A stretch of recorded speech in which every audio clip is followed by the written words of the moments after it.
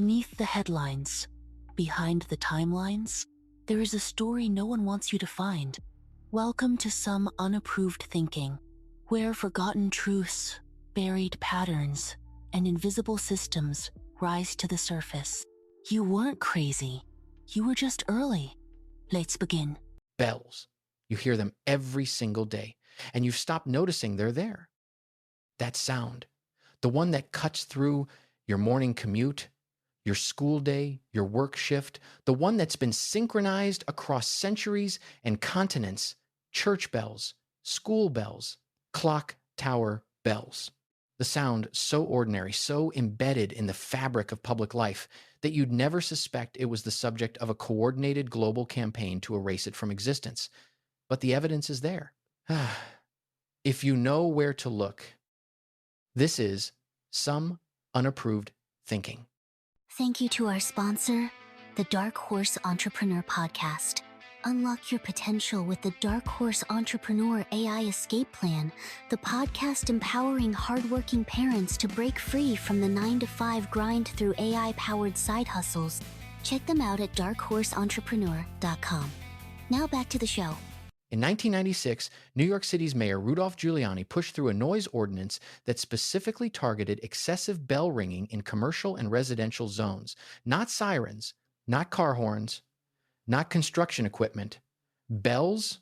Within 5 years, more than 300 churches in Manhattan had voluntarily restricted their bell schedules, not because the law forced them, but because the cultural and civic pressure made it untenable not to. The timing is odd, right? Because that same year, 1996, the city of London passed similar regulations. Then Berlin, then Tokyo, then Sydney. All within 18 months. Governments that don't talk to each other, cultures that don't share political systems, yet they moved on bells with surgical precision. You might think noise pollution, urban development, natural evolution of city planning. That's what you're supposed to think. That's the narrative they want in your head. But here's what the official timelines don't show you. Bells have a documented history as tools of social control.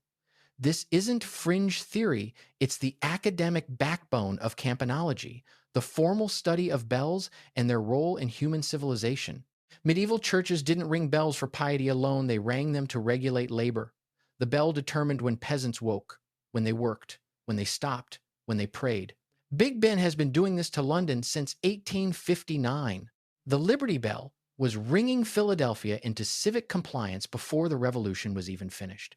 The Tsar Kolokol, the largest bell ever cast, sitting in the Moscow Kremlin, was so powerful, so symbolically loaded, that when it cracked in 1737, the Tsar had it buried rather than let anyone see it broken. The bell was the first universal clock, and it belonged to the church and the crown. For 800 years, every synchronized bell across Europe was a thread in a single invisible tapestry of power. And the people wearing the tapestry knew something you don't. Bells have a frequency, a harmonic signature.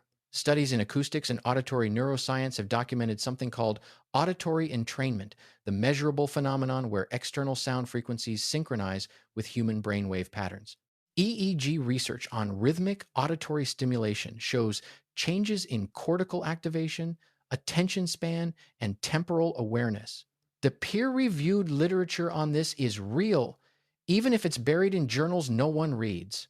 The application to bells, large, resonant, geographically distributed bells rung on coordinated schedules, was understood long before the modern era.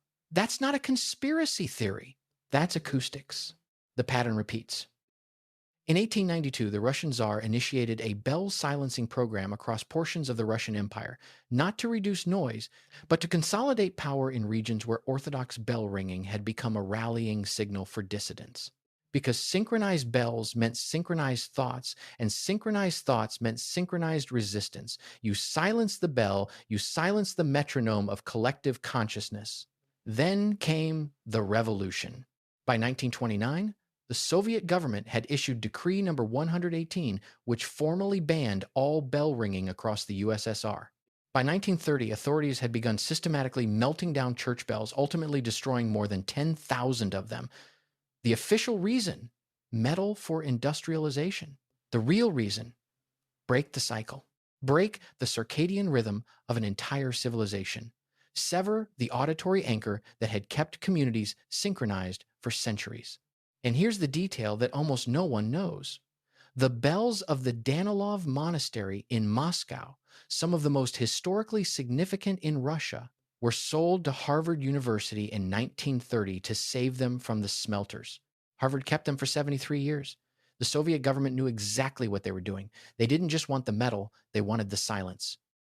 Here's what's chilling. The pattern didn't stop. In the 1950s, during the same decade, America was building its interstate highway system, infrastructure that would bypass small towns, rural areas, places where bell towers had dictated the rhythm of life for generations. The Federal Communications Commission began issuing permits to radio stations with unprecedented specificity. These stations were told where to broadcast, how many watts, on which frequencies, and, crucially, in which communities the radio would replace the bell. Technology would replace tradition, but the synchronization would continue, just invisibly now. You think the internet is neutral, that social media algorithms are accidents of engineering. They're not. They're the most sophisticated bell system ever constructed, what behavioral economists now call the attention economy. B.F. Skinner documented this in the 1950s, that variable reward schedules, unpredictable, intermittent reinforcement, produce the most compulsive, hardest to break behavioral loops in any organism. The slot machine runs on this. So does your notification tray. Every ping is a variable reward schedule. Every scroll is auditory entrainment without the sound. The algorithm rings in your pocket. It synchronizes your attention across continents in real time. You scroll when the algorithm decides. You react when it times the content. You believe what it amplifies. The bell was always going to evolve. It just needed to become digital.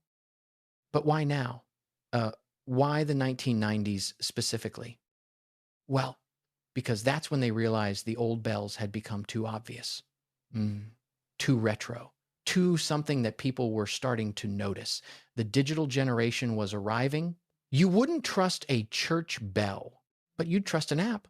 You'd think you were making choices when you were responding to rhythms engineered by people you'd never meet, in rooms you'd never enter, working from playbooks written 40 years before you were born. The cities that restricted the bells first, New York, London, Berlin, they were the test cities, the proof of concept. What happened after? Those cities didn't fall apart. Life continued. Schools kept running. Time kept moving. Nobody missed it. And that silence told the architects of this system everything they needed to know. You don't need the bell if you control what rings in the silence. Start noticing it now. Every notification, every algorithm, every piece of content that feels perfectly timed to your mood, that's the bell. It evolved, it got smarter, it got personal, and most people don't realize they're still living in the tower, still being called to work, still being synchronized to a rhythm they can't see. Here's the uncomfortable part, the part that changes everything. You can't unsynchronize yourself. Nope. You can't turn off your phone permanently. You can't live outside the system because the system now is the world. The bells are gone. But the bells never mattered. What mattered was the synchronization. The idea that somewhere, someone was keeping time for you, that you weren't responsible for your own rhythm, that you could blame the bell for the hours you wasted, the thoughts you had, the person you became. The real scandal isn't that they removed the bells. It's that you thank them for it. Because the bells were loud. The bells were oppressive. The bells were something you could point to and say, that's what's controlling me. But the digital bell, the synchronized notification, the algorithmically timed content hitting your brain at 2:47 a.m. when your circadian rhythm has dropped your cortisol to its lowest point and your resistance to suggestion is at its peak, you don't see that as control. You see it as connection. You see it as choice. That's the genius of the shift. That's why the campaign was global. That's why governments that couldn't agree on trade, on military strategy, on human rights could somehow align on deprioritizing bells. Because this wasn't about noise, it was about invisibility. The moment bells became optional, the moment they moved from mandatory synchronization to nostalgic decoration, that was the moment the system became perfect. Perfect because you chose to participate. Perfect because you preferred the invisible rhythm. Perfect because you stopped noticing you were being controlled at all. The bell smashing campaign wasn't a conspiracy to free you from oppression. It was a conspiracy to move oppression so far underground that you'd mistake it for freedom.